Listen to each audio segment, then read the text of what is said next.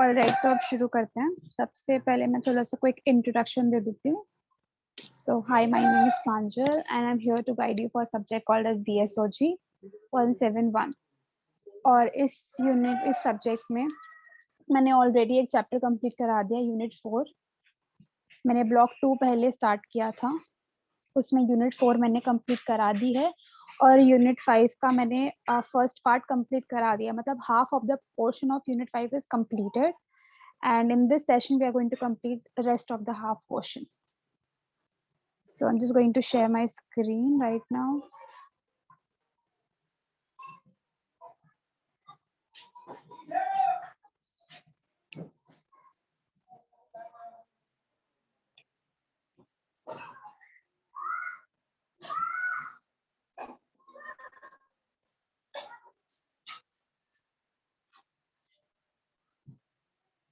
Is it visible, Muskan? I'm not able to see chat box, so थोड़ा बोलना पड़ेगा.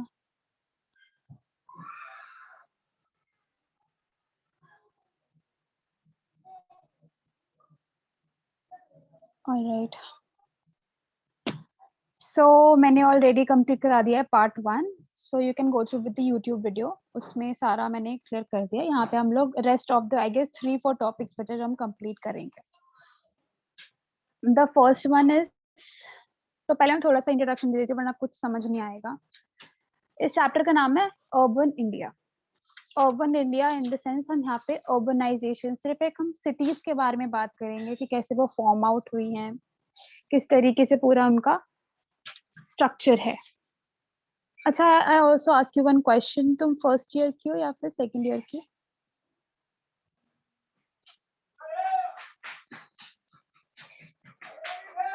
Alright, Alina also join. Hi Alina.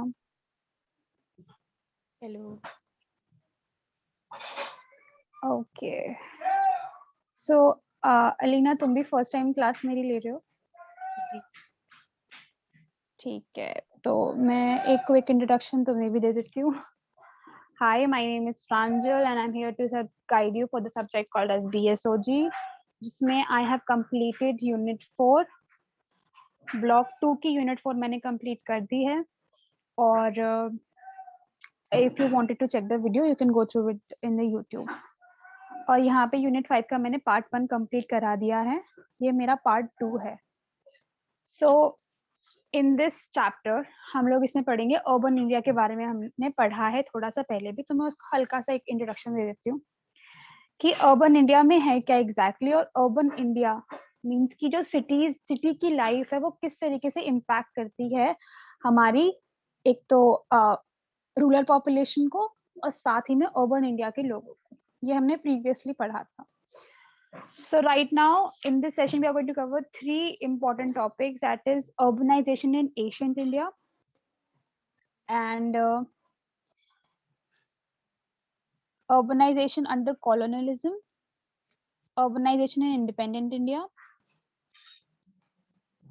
and rural urban continuum. बस ये topics हम लोग आज कवर करने वाले हैं and this will lead to end of this chapter. सबसे पहले हम लोग कवर करेंगे urbanization in ancient and medieval India. So इसमें सबसे पहले टॉपिक है political and demographic. The rise and fall of different political regimes and culture history of India impact early process of urbanization. The composition of towns was built around the rulers and his kinsmen and followers. So in इस particular topic को समझने के लिए there is a 3 terms that you guys need to understand. सबसे पहली term है urbanization, दूसरी है इंडस्ट्रियलाइजेशन, तीसरी है वेस्टर्नाइजेशन. ये तीनों टर्म को अगर आप समझ जाओगे तो you can easily go through with this topic.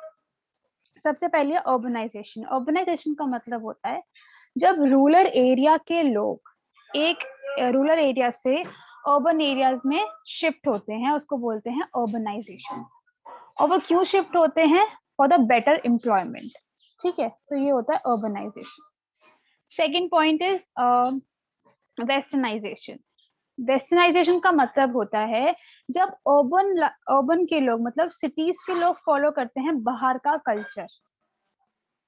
Urban के लोग जब वेस्टर्न का कल्चर फॉलो करते हैं, वो माइग्रेट होके नहीं जाते हैं, वो लोग अपनी ही कंट्री में उसके कल्चर को अडॉप्ट करते हैं, that is called as westernisation. अगर हम लोग जीन्स के कॉन्सेप्ट की बात करें, जो हम जीन्स पहनते हैं वो हमारा कल्चर नहीं है, ये कल्चर भी वेस्टर्न का कल्चर है जो हमने अडॉप्ट किया है, that is called as westernisation. The third one is industrialisation. Industrialisation का मतलब होता है सेटअपिंग ऑफ इंडस्ट्रीज, ठीक है, बड़ी बड़ी इंडस्ट्रीज का सेटअप होना। तो यही 3 मेजर पॉइंट्स हैं जो कि एक रूरल एरिया के लोग को बहुत ही ज्यादा फैंटेसाइज करते हैं हमारे अर्बन सिटीज में आने के लिए। समझ आया? ठीक है, तो यही इसमें बोला गया है कि द फॉल, अब क्या हुआ था इस एग्जांपल में, ये बोला, इस पॉइंट में ये बोला गया है कि पहले पता होगा, अगर आपने हिस्ट्री पढ़ी होगी थोड़ी बहुत, तो उसमें एक पर्टिकुलर लैंड को लेने के लिए ना एक ही राजा नहीं खड़ा होता था वहां पे, there are a lot of more people और पार्टिसिपेंट्स आर आल्सो देयर, जो कि वो लैंड को लेने के लिए खड़े रहते थे। अगर मैं दिल्ली की बात करूं, तो दिल्ली पे काफी सारे, बहुत सारे ऐसे पीछे की डायनेस्टीज आई हैं जिन्होंने दिल्ली पे रूल किया है, ठीक है। अब उन्होंने क्या किया, जैसे वो एक डायनेस्टी आई उसने रूल किया, उसने अपनी एक निशानी या फिर ऐसा कुछ छोड़ने के लिए उन्होंने बिल्डिंग्स बना दी कि ये जो कुतुब मीनार है ये मैंने बनाई है और ये मेरी एक निशानी है कि मैं यहाँ पे रूल करके गया था। तो इस तरीके से काफी सारी डायनेस्टीज पे डायनेस्टीज बनती गई, इन्होंने अपनी अपनी वो बिल्डिंग्स बनाती रही। उधर बैठ के, ठीक है, तो डायनेस्टीज पे डायनेस्टीज आती गई और वहां पे क्या हुआ, बिल्डिंग्स बनती गई। अब अर्बनाइज, जो इंडस्ट्रियलाइजेशन है, वो मैंने बताया था कि सेटअपिंग ऑफ बिल्डिंग्स, जो कि अर्बनाइजेशन को लीड करता है। तो यहाँ पे जब ऑलरेडी बिल्डिंग्स इतनी बनी हुई थी, तब हमें जब मॉडिफाइड बिल्डिंग बनानी थी, तो यहाँ पे लोगों को बहुत दिक्कत आई, जो स्पेशली ब्रिटिशर्स हैं उन्हें बहुत दिक्कत आई कि हम कैसे सेटअप करेंगे, यहाँ पे फालतू की बिल्डिंग्स तो इतनी ज्यादा बनी हुई है। उसके बाद the composition of towns was built around the rulers and Kingsman and followers. Means के जो बिल्डिंग्स और टाउन्स हैं वो बनाई किसके थ्रू गई थी, जो राजा था, जो जिसने रूल किया था उसके थ्रू, और जो उसके फॉलोअर्स थे जो उसको मानते थे। Then the second point is spatial. Spatial का मतलब होता है कि एक एरिया की बात की जाती है। The traditional towns was fortification in the form of girdle of walls and defensive trenches as well. The settlement of various work is divided in terms of their caste. इसमें क्या बोला गया है कि ट्रेंचेस मतलब ऐसी ऐसी दीवारें बनाई जाती थी जिसके through they can help for the defence. क्योंकि पहले के टाइम पे अगर तुम्हें कुछ भी कोई चीज लेनी होती थी तो वो एक नॉर्मल कम्युनिकेशन के थ्रू हम नहीं ले सकते, उसके लिए they use to do war, war is the only option for them. तो वो लोग वॉर को पहली प्रायोरिटी हमेशा समझते थे। तो यहाँ पे ये पॉइंट बोला गया है। उसके बाद जो वर्क सेटलमेंट था ना, वो बहुत, मैं कहूंगी, इनइक्वालिटी के साथ था। जो लोअर कास्ट के लोग थे, they all use to do a labour work only, पानी पिलाना, ये मटके बनाना, ये these people are use to do only labourer work, जो लोअर कास्ट के होते हैं। अगर आप मेरी पिछली क्लास में चेक करोगे, उसमें मैंने एक हिरारिकी बताई थी कि सबसे ऊपर कौन होते हैं। सबसे ऊपर होते हैं ब्राह्मण, उसके बाद क्षत्रिय, वैश्य, शूद्रा, पंचामाज, और लास्ट में आते हैं अनटचेबल्स। तो इस तरीके से ये हिरारिकी रहती है। तो हिरारिकी में जो टॉप की 3 कास्ट होती है, ब्राह्मण, क्षत्रिय, वैश्य, ये सारे ऊपर वाले, मतलब ये एडमिनिस्ट्रेशन वर्क के लिए होते हैं। वहीं अगर मैं लोअर कास्ट की बात करूं, दे इंडल्ज इन लेबर वर्क। समझ आया? आ गया, ऑल क्लियर। ऑलराइट, उसके बाद the next point is economic and social. The social and economic institution of the traditional cities demonstrate considerable stability. Craftsmen and merchants were organized into guilds called as श्रेणी। अब यहाँ पे क्या बोला गया है कि पहले के टाइम पे अगर हम इकोनॉमिक और सोशल पॉइंट ऑफ व्यू से बात करें, तो वो काफी जगहों पे स्टेबिलिटी शो करते थे कि हाँ, इनका इकोनॉमी और सोशल स्ट्रक्चर पहले के टाइम पे अच्छा हुआ करता था। उसी में क्राफ्ट्समैन और merchants were organise into guilds. Guilds का मतलब क्या होता है? गिल्ड्स एक ग्रुप ऑफ पीपल होता है जो कि बहुत ऑर्गेनाइज्ड होता है वो भी अपने एक पर्टिकुलर एम के लिए। अगर इसका मैं एग्जांपल बताऊं इग्नू के बारे में, हम सब लोग एक ही ग्रुप से बिलोंग करते हैं because we are part of IGNOU, ठीक है, तो हम लोग गिल्ड्स बोले जाएंगे। हम एक ही ग्रुप से बिलोंग करते हैं और हमारा एम क्या है, to score goods in our exams, ठीक है, स्कोर एक गुड स्कोर करना हमारे एग्जाम्स में। तो वही एक गिल्ड्स का पार्ट हो गया कि हम लोग गिल्ड्स हैं, हमें हमारा एम है यही है कि हम अच्छा स्कोर कर सके। अब एक और दो इसमें मतलब वर्ड्स हैं जो पहले के टाइम पे यूज किए जाते थे। Guilds based on occupation of one caste were called as shreni. अब इसका एक एग्जांपल के साथ अगर मैं बताऊं कि हम एक इग्नू ऑर्गेनाइजेशन का पार्ट है, एक इग्नू है, हम तो इसका हम लोग पार्ट हैं, तो इसमें जो भी लोग होंगे मतलब इन आर कास्ट हम उसको श्रेणी बोलेंगे, मतलब वो श्रेणी की कैटेगरी में आएंगे। But if we talk about the people who are studying in Delhi university, उनको हम लोग बोलेंगे Puga, and the guilds of different caste called as Puga. ये डिफरेंस है श्रेणी और पुग्गा के बीच में। Any problem? ये वर्ड समझ आए, इनके मीनिंग समझ आए? All clear. No doubt. ठीक है, नहीं समझ आया?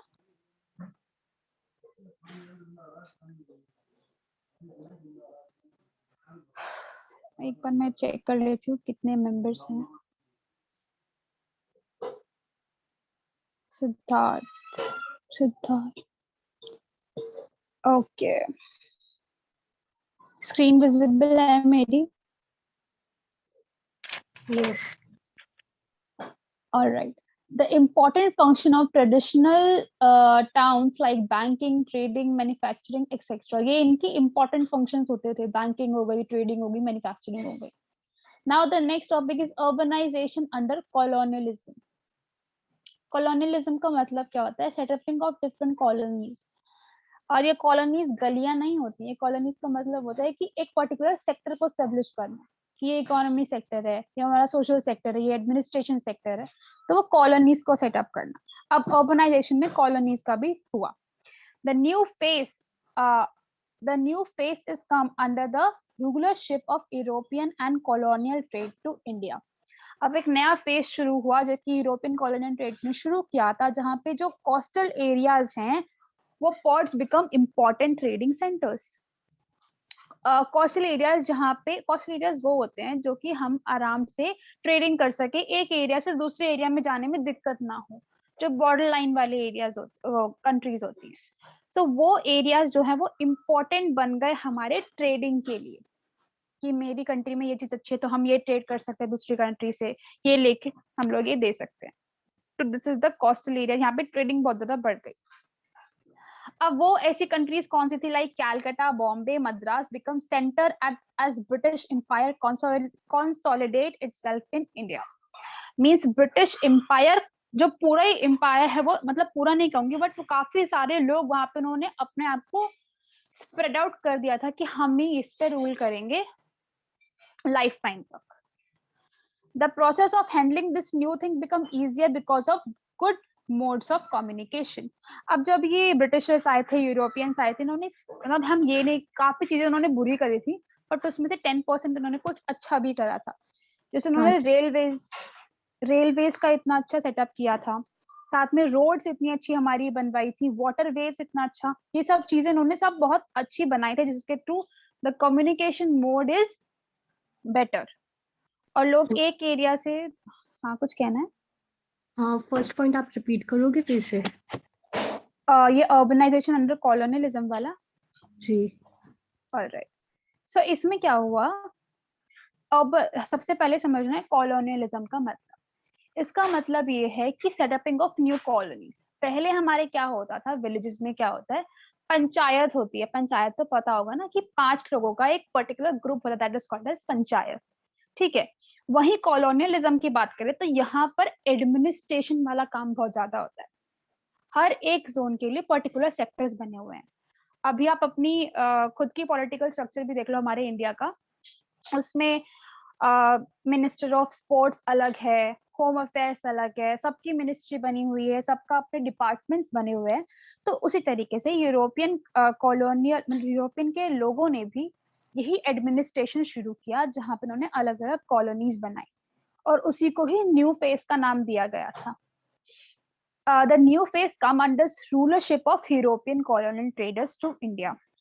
ये फेज जो मैंने बताया ना कि डिफरेंट डिफरेंट कॉलोनी सेटअप हुई थी, तो वो नया फेज शुरू हुआ। अब उन लोगों ने कोस्टल एरियाज को अपना मेन टारगेट बनाया, किसके लिए? ट्रेडिंग के लिए। कोस्टल एरियाज जो हमारी बॉर्डर लाइन एरियाज पे जो कंट्रीज पड़ती, सिटीज पड़ती हैं, उसमें हमारा सामान लेना देना बहुत इजी पड़ जाता है, तो वहां पे उन्होंने ट्रेडिंग सेंटर उसको इम्पोर्टेंट बनाया। ठीक है, उसके बाद अगर हम मेजर सिटीज की बात करें, वो है कोलकाता, बॉम्बे, मद्रास। ये बन गए थे become centre as a British empire, क्योंकि काफी सारे लोग वहां पे सेटअप हो चुके थे ब्रिटिश के। The process of handling this new thing become easier because of good modes of communication. Railway अच्छा था, रोड्स अच्छी थी, वाटर वेव्स मतलब कि ऊपर जो डैम्स बने होते थे उसके थ्रू भी लोग आराम से आना जाना कर लेते थे। Understood? Got it. All right. These changes push the rural artisans and labor to urban area for employment, whether in terms of temporary or permanent to urban area. अब जब इतनी सारी चीजें हो रही थी, आपको कोई इतना फैंटेसाइज करेगा कि वाओ यार, मतलब अगर हम तो बस घुस जाएं उस सिटी में जाके, हमें तो जॉब मिल ही जानी है। तो उन लोग के ये थॉट, ये पॉइंट ऑफ व्यू उनके माइंड में आना शुरू हो गए थे। और यहाँ पे वही पॉइंट बोला गया है कि जो आर्टिसंस थे, जहाँ पे जो लोग छोटे छोटे काम करते थे, उन्हें लगा कि यहाँ पे हमें कुछ नहीं मिल रहा, हम जाते हैं सिटी में, वहां पे मिलेगा हमें काम, वहां पे मिलेगा, वहां पे बन जाएंगे हम करोड़पति। तो इस तरीके से उन लोग को काफी फैंटेसाइज हुए और वो लोग वहां पे शिफ्ट होने लगे, इधर टेम्पररी और परमानेंट। कुछ टेम्पररी गए और कुछ परमानेंट गए। ठीक है, during this period a lot of new occupation arises like teaching, journalist, lawyer, etc. पहले के टाइम पे ये सब चीजें बहुत कम थी, टीचिंग को तो कुछ ऐसा दिया ही नहीं जाता था इम्पोर्टेंस, बहुत बहुत कम। But after certain period of time, European जब सेटअप हुआ, यूरोपियन ने जब ये सब चीजें स्टार्ट करी, तो टीचिंग की ऑक्यूपेशन आई, जर्नलिस्ट की, लॉयर की, ये नई नई ऑक्यूपेशन भी अराइज हुई। Now the next topic is urbanisation in independent India. मैंने अब तक जो भी समझाया उसमें कोई परेशानी किसी को भी?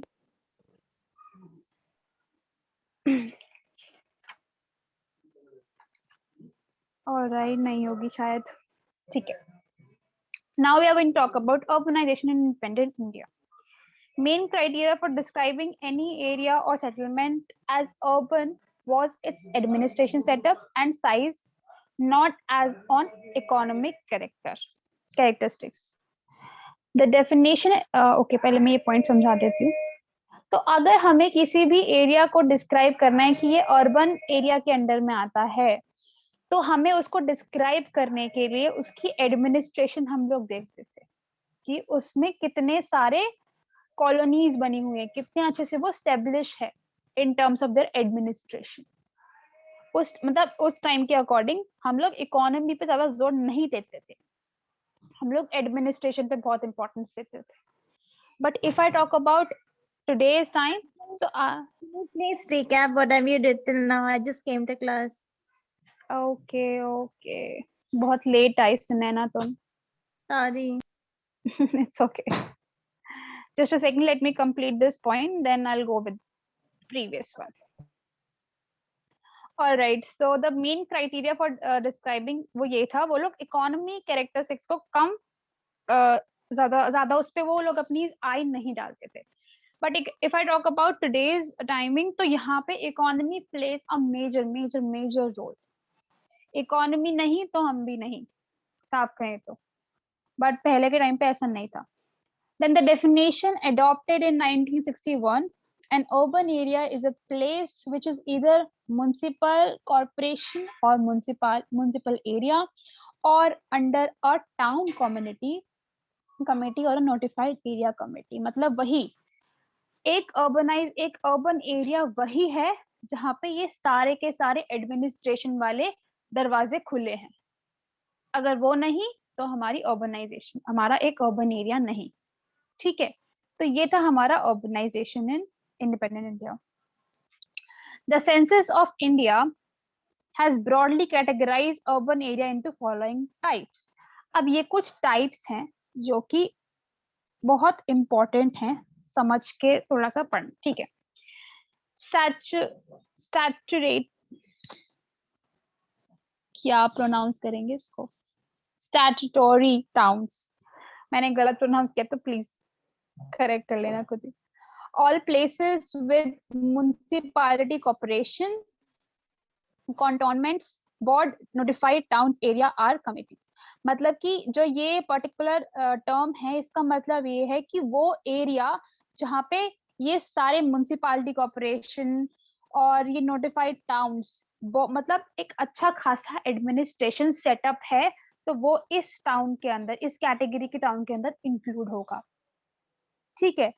Then the second point is census town.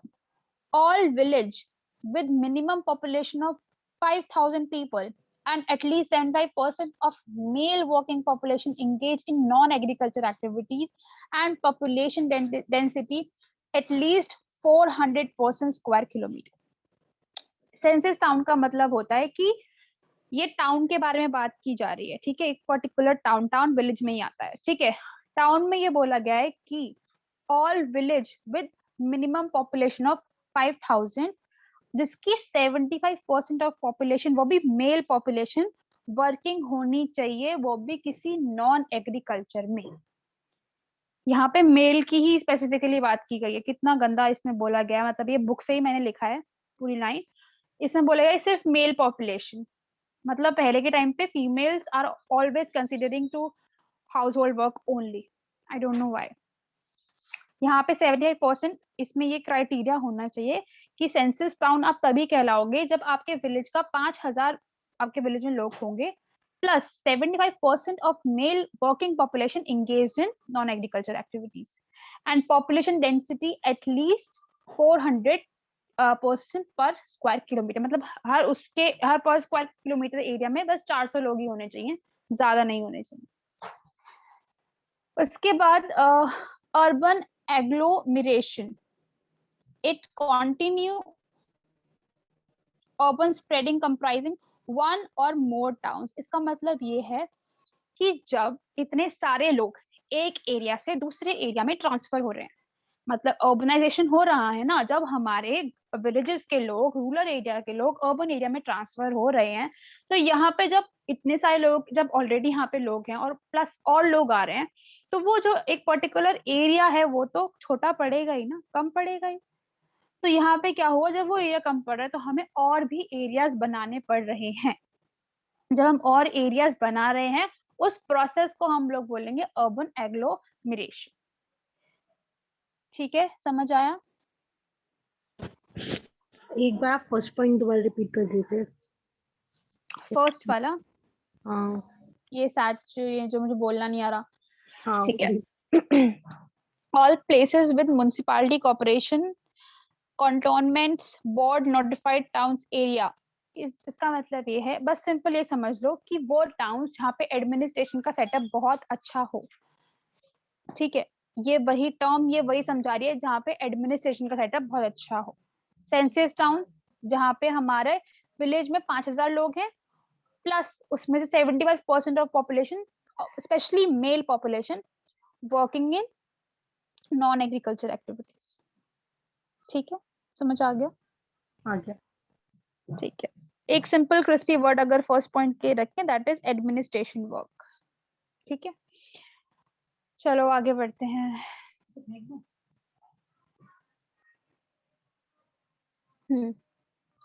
ये वाला वही पॉइंट है जो मैंने समझाया है। ये एक सेंसस है, एक बार देख लेना, बुक में ही गिवन है। ऑलराइट, अब इसके बाद आते हैं कुछ फीचर्स इसके।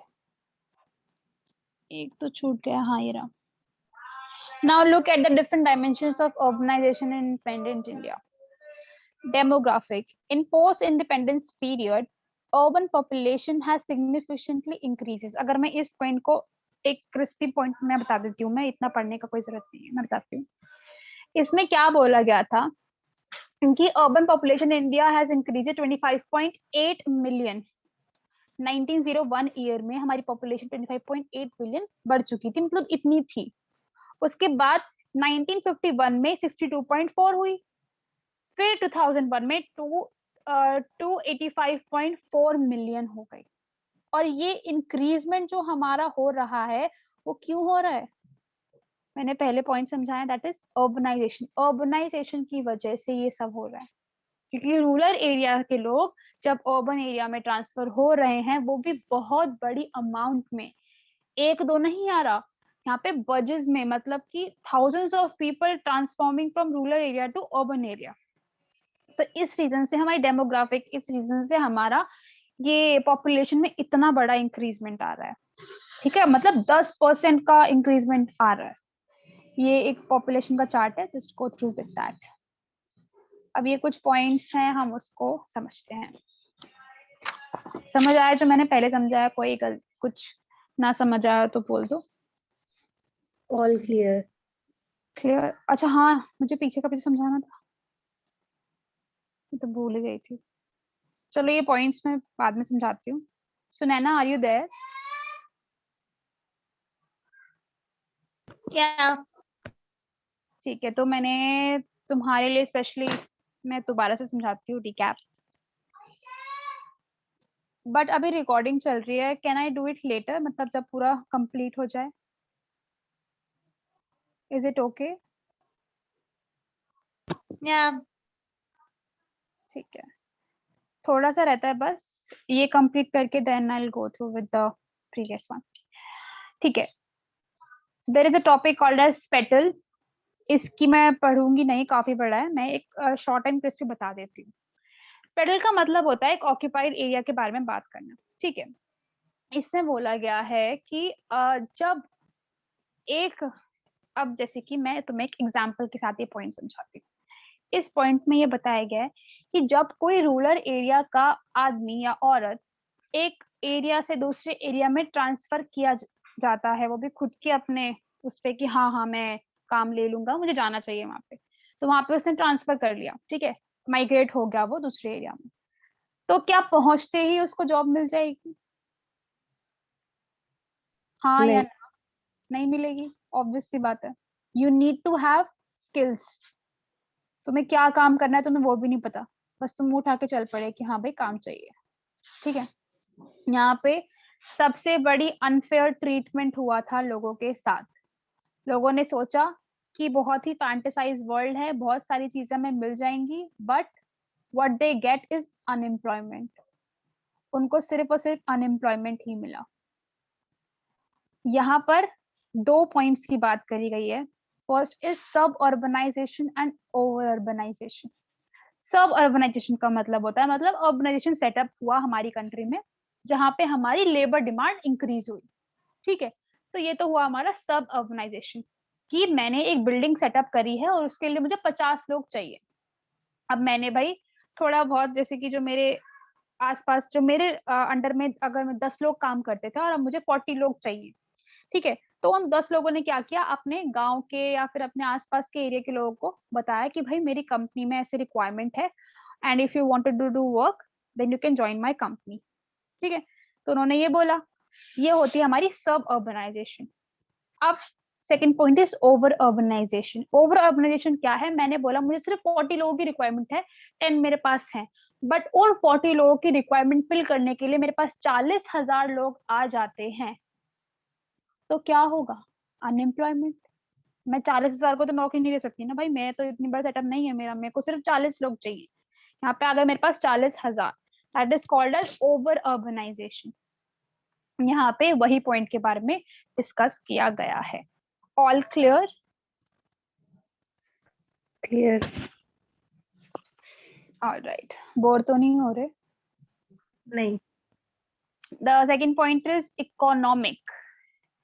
While talking about the economic feature of urbanization in independent India, Occupation diversification and migration are major factors. In 1991, 67% of total workers in the agriculture sector. 2001, 58% of the worker is in agriculture sector. और 2001 की census के according it is clear कि किस तरीके से labour force increase हो रही है. इसमें ये बोला गया है कि जब 1991 का टाइम पीरियड था उसमें हमारे 67% जो लोग थे वो एग्रीकल्चर सेक्टर में थे, बट 2001 में से 58% लोग बचे. जब 2001 का सेंसस आया उसमें पता चला कि किस तरीके से लेबर फोर्स अपना चेंज कर रहे हैं रूरल से अर्बन एरिया में आने के लिए, इधर परमानेंटली और नॉन परमानेंटली. ये इकोनॉमी के बारे में बात करी गई है. अब जब ये लोग ट्रांसफर कर रहे हैं, माइग्रेट कर रहे हैं, तो मैं एक क्वेश्चन पूछना चाहती हूँ तुम लोग से कि क्या उनकी इकोनॉमी पे फर्क पड़ेगा? हाँ. सिटीज की इकोनॉमी पे फर्क पड़ेगा? हाँ पड़ेगा. अच्छा, और विलेज की इकोनॉमी पे? नहीं. विलेज की इकोनॉमी पे कोई फर्क नहीं पड़ेगा, और हमारी किसकी इकोनॉमी पे, सिटीज की इकोनॉमी पे फर्क पड़ेगा. ये मुझे किसने आंसर दिया है? कैन यू प्लीज से your name? Alina. Alina, all right. आपने कहा कि इकोनॉमी जो सिटी की है उस पे फर्क पड़ेगा बट विलेज की पे नहीं पड़ेगा. अब मुझे एक बात बताओ, जब तुम एक जगह से, अगर तुम अपने घर में, मतलब अपने घर में रहते हो, ठीक है, अब तुमने सोचा कि हम लोग घर ट्रांसफर करेंगे, हम जाएंगे एक अच्छी मॉडिफाइड सोसाइटी में जाके रहेंगे. तुम्हारे घर के सब लोग जाके वहां शिफ्ट हो गए. अब जो तुम्हारा पुराना घर था उसमें क्या बचा? क्या बचा? 4-5 कमरे, इसके अलावा तो कुछ नहीं बचा, खाली पूरा. अब वहां पे जीरो इकोनॉमी बची, वहां पे कुछ भी नहीं बचा. वहां पे चेंज क्यों नहीं आएगा? जहाँ पे लोग काम करते थे, जहाँ पे सब चीज इतना था स्टेबलाइज, बट जब वहां पे लोग ही नहीं बचे, लोग ही इतना आने जाने लगे, बची कौन? फीमेल ही तो बची होंगी, मेल से तो यूजुअली ट्रांसफर कर रहे होंगे कि भाई तुम यहीं रहो, मैं जाऊंगा वहां पे. तो यहाँ पे जो विलेज है उस पे बहुत बड़ा इम्पैक्ट पड़ा. लोग एग्रीकल्चर का सेक्टर छोड़ के वहां पे जा रहे थे इंडस्ट्रीज में घुसने के लिए कि भाई वहां तो हमें यानी क्या बना देंगे. तो this thing effect both the economy in terms of village as well और in terms of cities as well. ठीक है, तो ये बताया गया था. प्लस अगर आप लोग पढ़ने में एक्स्ट्रा इंटरेस्टेड हो और आपको एक्स्ट्रा मार्क्स चाहिए एग्जाम में, so there is a particular theory that is called as demographic transition theory. अगर आपको पढ़नी है तो मैं इसको व्हाट्सएप ग्रुप में भेज दूंगी. मैंने पहले सेशन में ये थ्योरी पूरी एक्सप्लेन करी हुई है. इस थ्योरी के अंदर बताया गया है कि किस तरीके से जो एम्प्लॉयमेंट और अनएम्प्लॉयमेंट कैसे इंक्रीज हो रही है और क्या क्या इसके मेजर इफेक्ट्स हैं और कैसे हम इसे कंट्रोल कर सकते हैं. तो अगर आपको पढ़नी है तो मैं भेज दूंगी. मुझे हाँ या ना का जवाब चाहिए हो तो बता देना, ग्रुप में टेक्स्ट कर देना. Then the third point is social cultural. इस पॉइंट में हमारा बताया गया है कि जब हम एक कंट्री से दूसरी कंट्री में शिफ्ट करते हैं तो हमारा सोशली कल्चरली दोनों जगह से इफेक्ट पड़ता है. अब सपोज करो कि आपका एडमिशन हो गया है हार्वर्ड यूनिवर्सिटी में, ठीक है. अब आप वहां जाते हो, वहां पे जाके आप सबसे पहली क्लास अटेंड करते हो. यू आर वेरी नर्वस कि मतलब सब ऐसे वो होंगे, मैं कैसे कम्युनिकेट करूंगी, क्या करूंगी. तो अब बाय चांस आपको एक ऐसा फ्रेंड मिल जाती है जो कि इंडियन होती है, तो आप उससे बहुत कंफर्टेबल फील करोगे, आप उससे ही कम्युनिकेट करने की कोशिश करोगे.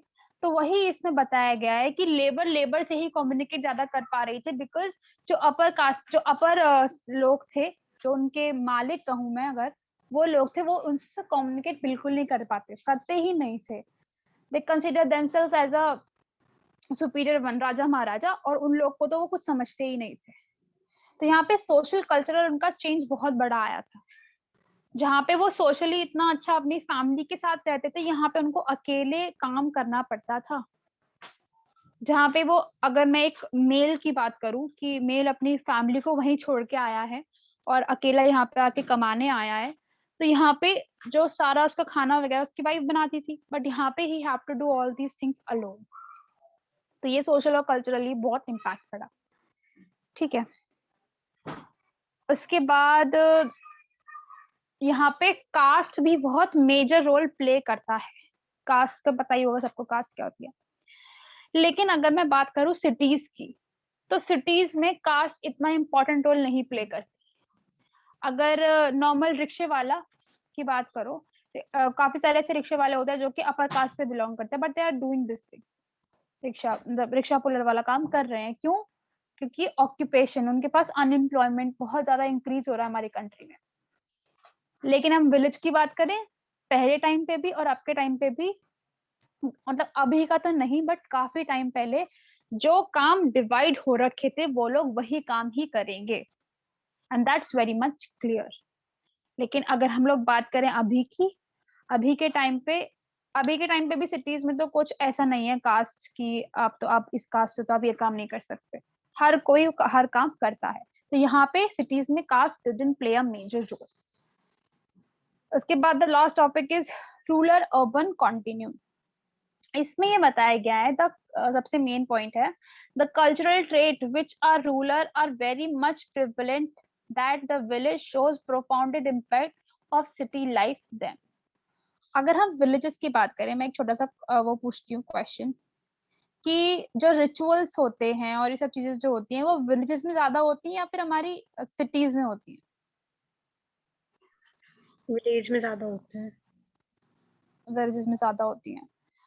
सिटीज में कम क्यों होती हैं? No idea.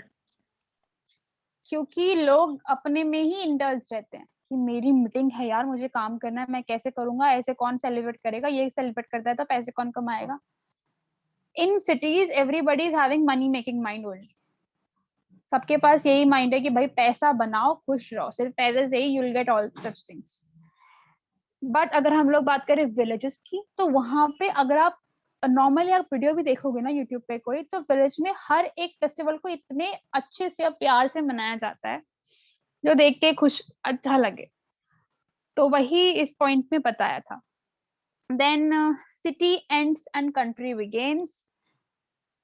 City carries some feature of the villages as well.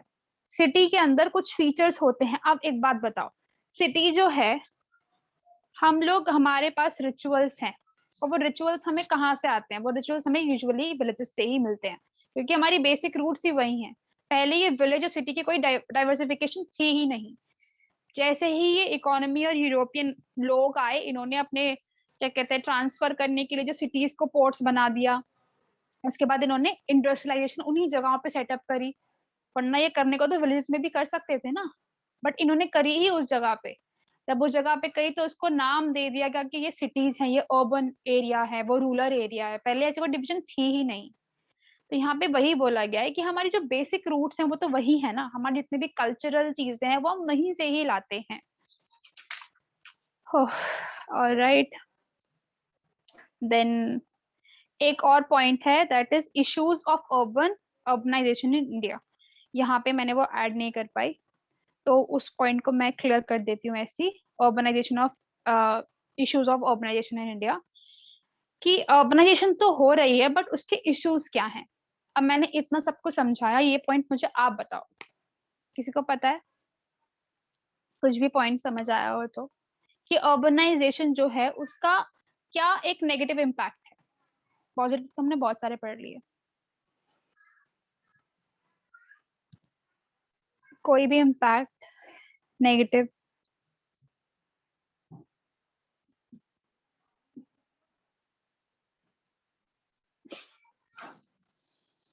Negative impact है हमारा बेसिक इंफ्रास्ट्रक्चर हमारा खराब हो रहा है, प्लस हमारी पॉवर्टी बढ़ रही है, प्लस अनएम्प्लॉयमेंट बढ़ रहा है। जैसे मैंने एक एग्जांपल दिया था, that a person requires only 40 peoples in his company, but requirement कितनी है, बट लोग कितने आ रहे हैं वहां पे? 40,000। तो यहाँ पे हमारा क्या बढ़ेगा? अनएम्प्लॉयमेंट। अनएम्प्लॉयमेंट, पॉवर्टी, लोग भूखे मरेंगे।